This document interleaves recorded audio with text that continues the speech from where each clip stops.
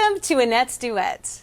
Today I'm so delighted to introduce to you a singer-songwriter, a musician, multi-instrumentalist, and my friend, James Houlahan. Hi, James. Hey, Annette. How's Welcome. it going? Yay, I'm so excited you're here. Okay, but before I get really going asking James questions, we're going to start off with some music right away. And we played earlier a song called Ben Riley, and I was hoping that you could tell me just a little bit about Ben Riley before I introduce it. Sure. The song is about a landscaper who quits his job to sail the ocean with his wife. Nice. It's a song I wrote many years ago and came out on my second album about 14 years ago. Wow. Yeah.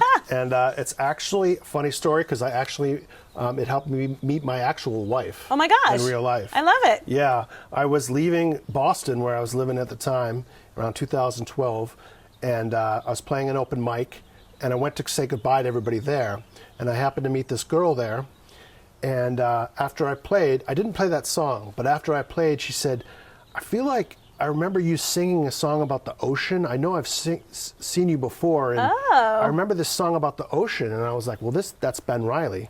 So I gave her a CD, and thinking I'd never see her again because I was moving to LA like the next day. Wow. But we ended up going out before I left, and we stayed in touch. And yeah, and we've been married for several years now. And this beautiful woman's name? Esther. Yeah. Hi, Esther Houlahan. Hi, Yay. Esther. She's great. Okay, so that's wonderful. So, okay, yeah. so this is Ben Riley. Yeah. And you said this song is taken off places and. Yeah, I mean, it's just like, for example, like I wrote the tune trying to emulate a friend of mine named Dan Blakesley, who wrote a lot of songs about the ocean. Okay. And he had a wife that he would like these beautiful love songs for. So I was trying to emulate him. He actually ended up playing this song at our wedding. Oh, I love this. So it was like a meta moment, you know? I love this. Where like the song was just playing its role in it all. And so there we were, Esther and I, and listening to Dan sing the song, and that's huge. it was I feel like we should write a song about the song. And here it is. It's Ben Riley.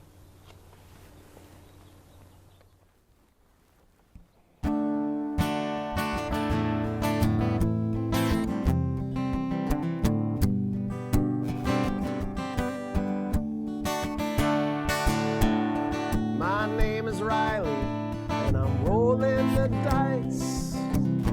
I sail the tall seas with my lovely bride. We tame the strong winds, we set the sails right. We keep a close watch on a stormy night.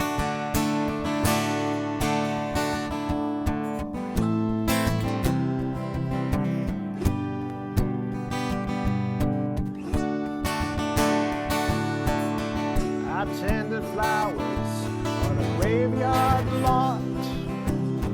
I picked the roses when the vines they rot. But now my sailing days are here to stay. I'm feeling better now from day to day.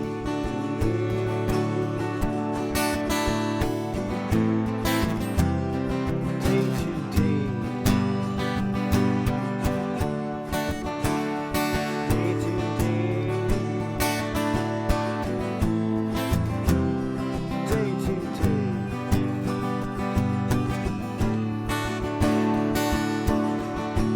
People told me I should always try to settle down on land before I die.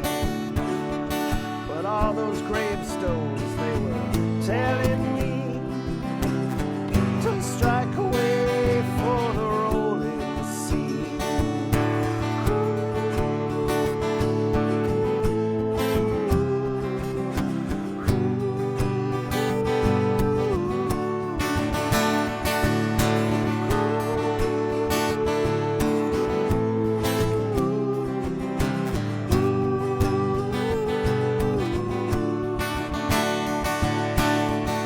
Oceans beckon with their salty spray.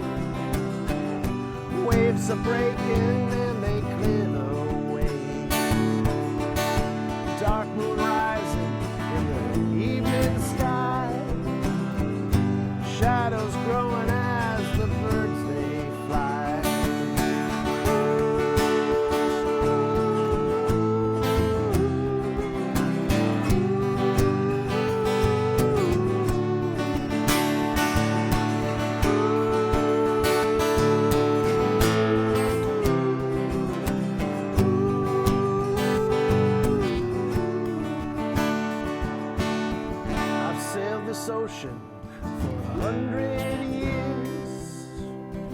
I've staked a claim on the darkest fears, where I thought that should always know is now a place where I am letting go.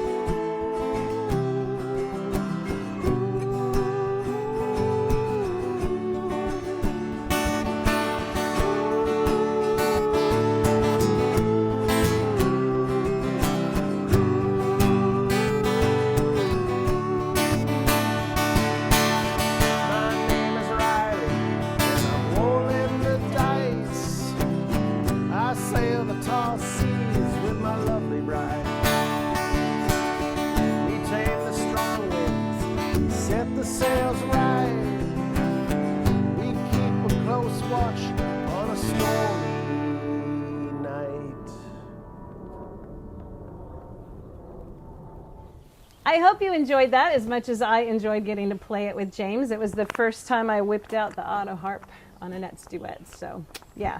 Love that auto harp. Me too. Thank you for letting me do that. That's fun. a good man, a Real good, fun. kind man letting me play my auto harp. Okay, so James, you mentioned Boston. This is where you started your music scene. Yeah. And how was it that you did end up coming to LA? I mean, if you want to talk about a little bit of your musical scene in Boston and then how Sure. you ended up coming to LA. Sure. I mean, I got into music real gradually. After I got out of graduate school, I was in Chicago and I moved back to Boston area where I was originally from. And I couldn't get a job anywhere. And I ended up working in a music store that Beautiful. shall remain nameless. Okay. And basically, I slowly got into a band with a friend, and as we started doing it, I started writing more songs, and it just became more and more serious. Yeah, and I started playing my own songs more and more, and made a record. And then, you know, after about 8 years or so in Boston, I was kind of like, really think this music thing was like, I was just really feeling it creatively. Yeah. That like I was just at the beginning of something, and I really wanted to take it as far as I could. And I just felt like I needed an adventure, and it was going to Love have an to take me adventure. somewhere like LA or Nashville or Austin or something like that. Yeah. So I love the ocean. I love the sunshine. Yeah. And LA became Me too. LA became the destination, and yeah. And you convinced Esther to join you at that point? Well, so that was a funny, as I was saying that, like we met about Right before you were leaving. right before I left. So you know, at first it was kind of like we were just enjoying meeting each other, and it was like some kind of movie. You know, before sunrise, it's literally Okay. like a movie where these two people meet and they only have like a day together. Okay. Anyway, so it was literally like a movie. But then she came and visited me a few months later, and then a year later she moved out. After she finished, she was in a graduate school program too. So And she saw the sunshine. yeah, she It saw is the February sun. today, Yeah. just letting you know. Yeah. Sorry, my little dig. Okay, I love this so much. And then early on, I read that you were influenced by Leonard Cohen and Bob Dylan and Tom Waits, and I was curious as to how you found them. How were you exposed to those guys, and how have they influenced you? Yeah, it's interesting. I was exposed to some music growing up in my house, but not really a lot. Certainly none of those artists. Did I read that you were into Ozzy too? Really? Yeah, so I started out a little kid liking some of the pop music of the time, like Michael Jackson and Me too. then Bon Jovi and then stuff like that. I And had then Michael's cassette. oh yeah, I still have a Bon Jovi Okay. cassette somewhere. But then I got super into heavy metal. Okay. So I was Love. a metalhead as a This is where you teenager. learn how to shred? Yeah, I wished I knew how to shred. Okay. I tried to shred. Yeah, me too. It didn't work. Yeah, but I was taking guitar at the time, and the guitar teacher, he was trying to steer me towards blues and other sounds, and suddenly I heard some artists like Stevie Ray Vaughan or Jimi Hendrix, Yeah. guys who could play blues but also had the rock thing, the energy of the rock, the edge of it, and so I sort of got into that sound as a musician, but I've always been a big fan of poetry. So when I first And you're heard a Bob philosophy Dylan. major too. Yeah, you I said. studied Yeah, okay, philosophy, so and it's a lot. I was really into like if songs could teach you how to live. Like Bob Dylan I has love this that. thing about saying, he said that about Woody Guthrie's songs. He said, if you listen to them, you can learn how to live. I love this. And Yeah. so I was like, that was real powerful. And I was like, because I was looking for that kind of like that kind of music that really, speaks to you, and can even transform your view on something or how you feel about something. Right. So Bob Dylan, I probably stumbled on him on my own, really.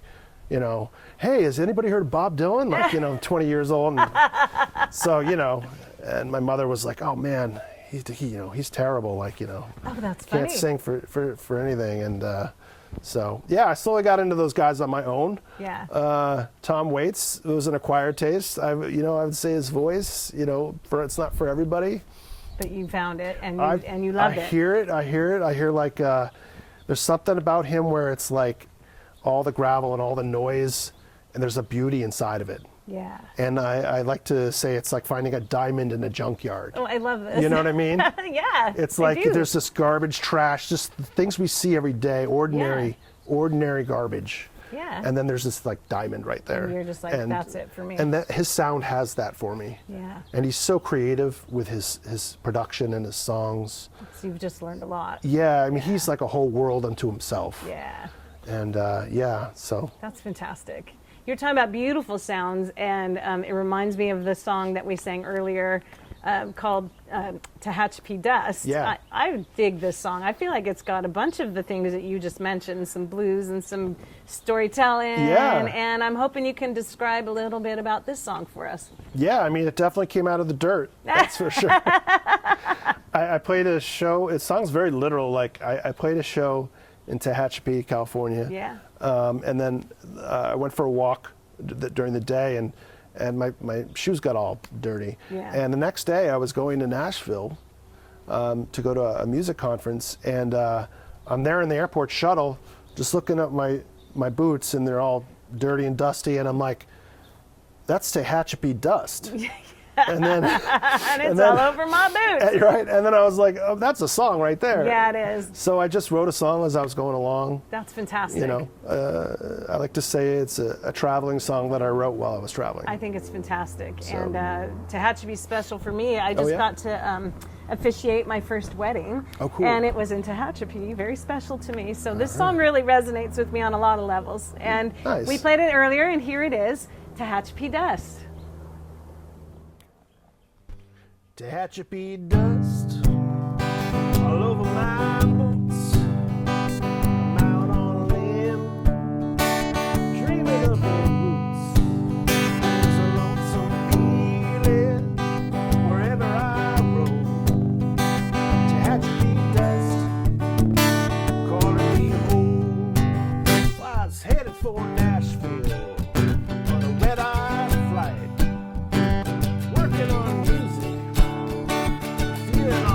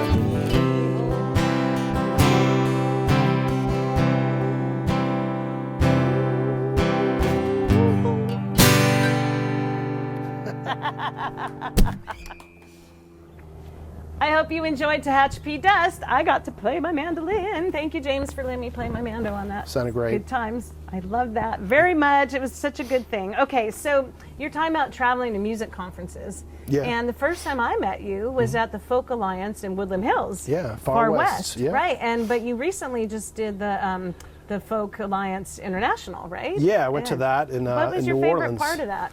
Whew.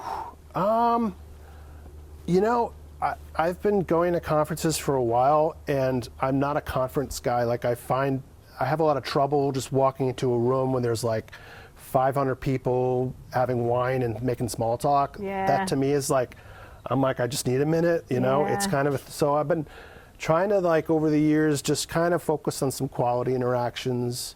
And, you know, it was a lot of fun at Folk Alliance in New Orleans. I met some really cool people. I got to hang with some of the California people in Amelia K. Spicer's room, awesome. Free Range Records, and catch up with my friend Rags Rosenberg. I've met Rags before. Yeah. He wouldn't remember me. That's okay, but he was sweet. He's got a new record. You should check it out. Okay. He was cool. Oh, speaking of new records, they're going flying. We'll get to this one next. Okay, so. But and then I got to meet some other people. Like I met the Canadian singer-songwriter James Houlahan. Okay. He's like a really big deal in Canada, and he's an amazing talent, amazing and he's storyteller. Just hanging out at the conference, ready to chat, right? Playing, and we saw each other, and like we almost have the same name. You know, so there it is, quality interaction. You know, stuff like that. It just I got to hear some great music, but I really like the kind of one-on-one.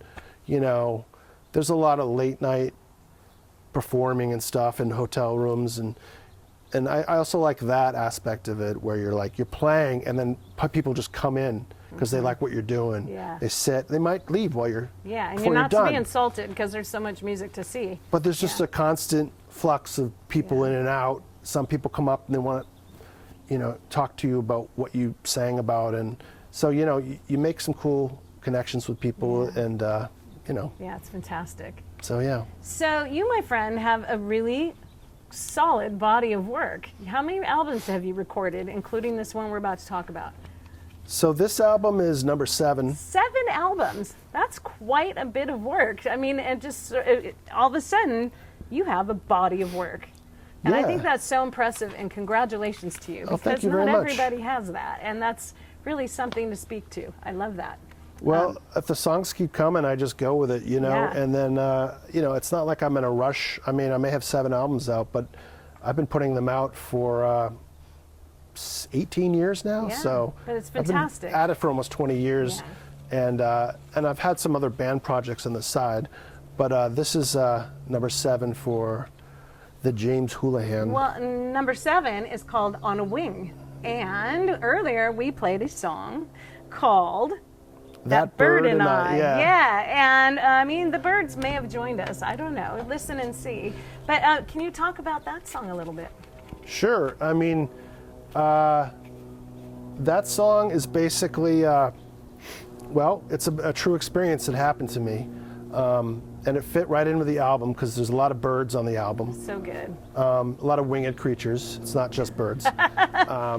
There's a moth on one song. Okay, I like that. And a cuckoo I'm seeing. Yeah, okay. Some mockingbirds. It's different kinds of winged things. But yeah, that song, I played a show one night. I think it was at a brewery somewhere in the Inland Empire, I think, and it was kind of sparsely attended. It was kind of one of those gigs where you're like, nah, you know, I made some money, but like, you know, didn't have a lot of people really connecting, and the place didn't really have a lot of people, and I'd never been there, so it's like, oh, I'll never go back there, but you know.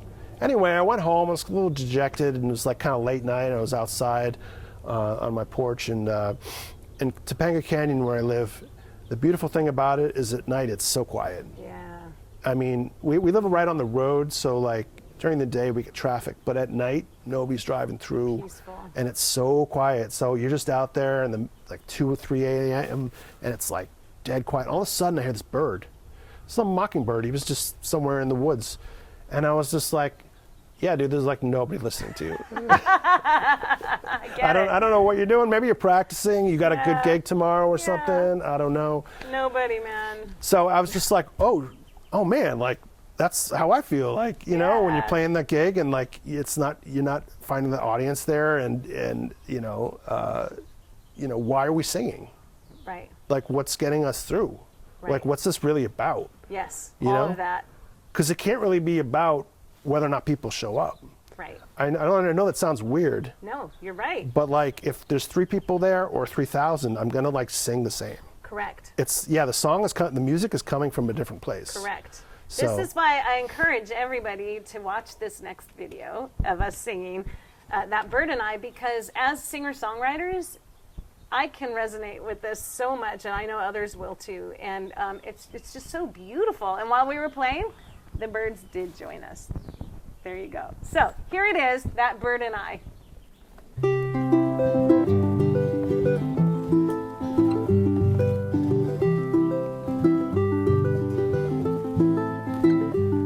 Last night I sang to an empty bar. The room it rang with my song. I packed my bags, went off into the night, because all we do is move on. Before I slept, I took a walk through a dark, silent canyon wood. There I heard a lone mockingbird. He was singing a song that I understood. His notes they rang through an empty night, a singer with no one there to hear. But his voice it pealed down and through my heart, made a mockery of my own fear. Who am I to raise my song with a bad thought or selfish care? That lonely bird brings in innocence, melts away all my despair.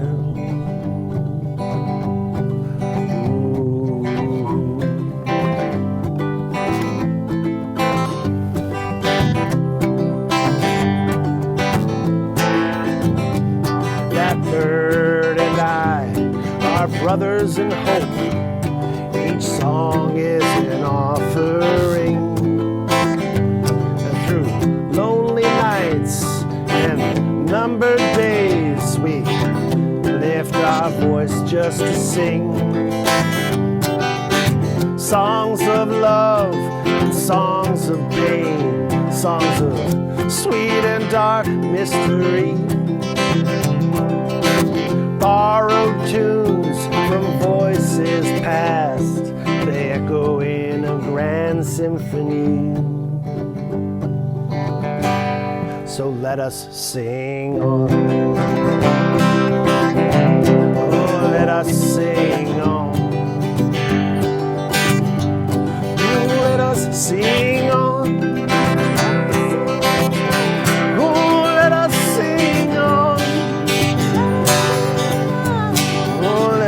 Sing on.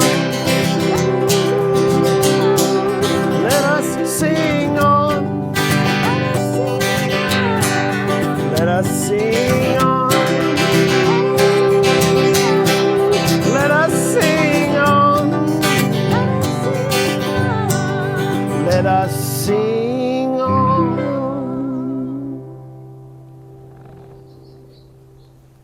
Okay, did you enjoy the birds? Because I did. It's such a great song, James. I'm really happy for you. And it's on this album called On a Wing. And do you want to talk a little bit more about the album? Sure. On a Wing. It's coming out February 25th. And it's being released on a small label in the Netherlands called Obe Records. That you've signed with. Yeah. Yeah, okay. So they're interested in putting this album out there, which I'm happy to have. Yeah. You know, it's music labels these days are like, man, they're a work of love, and you know, there's not a lot of money in indie folk record labels. Right? This is not a big money situation. This so is true. it's people who love music, people who are passionate about the art, And so I'm excited to have some support on that end. That's fantastic. Yeah, and I'll be doing a bunch of stuff with it in this country. Like I've got CDs here, and yeah. And we took the artwork is from a Dutch painter, Hieronymus Bosch. That's very cool. Yeah, he's one of my favorite artists.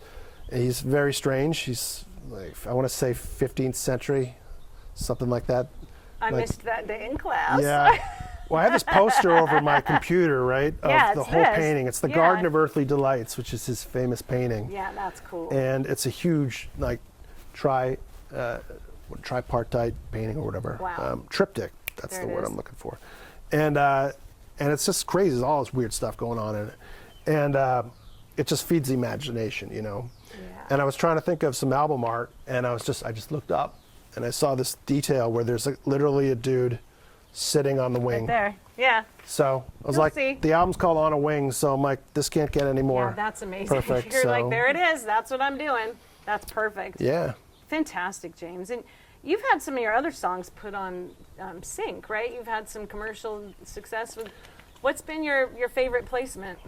I think the highlight of all that was getting to write and record a song for a movie called Little Pink House, which came out about 2017, starring Catherine Keener. It was a true story about the Supreme Court case where this woman in Connecticut fought eminent domain. And so it was like a true story movie, and there was a scene where they wanted to use a Johnny Cash song. And it was a strange Johnny Cash song because it was it's called Thanksgiving Prayer. And he only sang it on Dr. Quinn, Medicine Woman. Oh gosh. Do you know remember that show? Yes, that's some old school. So I had to like research it. Are you old enough to know that? I don't think so. But yeah, so I found the song, and they were going to use that song, but it ended up being too expensive. Right. So they were like, James, can you write a song? Similar. And so I did, and they liked it, and it went right in the movie, and right at a good scene. And my favorite part about this is that there was one other songwriter whose music they used, a guy named David Crosby. Oh, hello. So so to be in the same company. So I'm on a record with David Crosby. That's incredible. Those are the things. No, those are the things. No, don't laugh, because when you were 8 or 12 discovering Ozzy and learning about all these artists, and you realize that you could never dream of something like that. One day my song will be on the same album as David Crosby. Yeah. Do not dismiss that, because that is cool. No, I remember it fondly because, that is very cool. We went to the Santa Barbara Film Festival, and like I got to meet him and hang out at the after party. That's a big deal. Yeah, and it was cool. Little James was stoked. Yeah. He was like, you wrote a great song. And I'm like, I could die now. Hooray, yeah. Yay. Oh my awesome. gosh. Okay, well, as we finish up here, I have one more thing to talk about, and it's the fact that you basically are Chris Stapleton, because you perform with your wife, Esther, sings backups with you, and you guys are such a great duo. Well, thank you. I love it. And you two have made almost a trio. That's right. Because James has a new baby. Yeah. Can you just talk a little bit about your guy? We welcomed Leo. Yeah. Leo, he's about 4 months old now. Precious. And he's great. He actually showed up in a song first. Oh, really? The first song on the record, it's called These Changes. These Changes. And we were thinking about having a family, and this is about a year before Leo arrived on the scene. And I wrote a line that said, now these changes are coming that turn 2 to 3. Whoa. And so here's the weird thing, right? Chills. So about a year later, Esther's doing her vocal in the studio for that track. Uh-oh, and she got nauseous? No, she didn't get nauseous, but we didn't know at the time that she was pregnant. Yeah. So she was That's literally cool. singing that song. That's cool. In the studio, and then later we found out she was pregnant while she was singing with it. So, That's pretty great. And she continued to do shows with me. She played. So Leo's been on a lot of stages. That's amazing. He played Topanga Days. I love it. He played a bunch of festivals and shows. This is great. And now that he's on the other side, we'll see where it goes. Time to put the tambourine in his hands and the uke next, and then let's just go. Yeah, I mean, love it. I'm Leo. hoping for a drummer. Okay, good. Because that would eliminate a lot of logistical problems at my end. Just to have your drummer with you at all times. Yeah, just have a drummer. I love this Keep so the much. beat. You know, James, the story between you and Esther, it is a movie almost. The way you met, the way she came out here, now the pregnancy, and Leo. This is some good stuff. I like it. it. Yeah. Oh, cool. You have a lot to sing about. You have a lot to sing about. Yeah, I mean, I think everybody does at some point, or if it's depends on your perspective. But yeah, I'm very fortunate, and a lot more songs to come. Yeah. So. Well, I'm thrilled for this album, and I'm delighted to have you here, James. Thank you so much. And maybe next time we'll bring Esther and the baby. Maybe he'll be a little bit older, but I'm looking forward to your release parties and all of this. Right on. And everybody, take a look at this. It's Thank you called so On much. a Wing. And James, you please welcome any time to come jam. Let's play. Yeah, thank you so much for having me, Annette. I really liked it. So happy to have you. And we'll see you next time.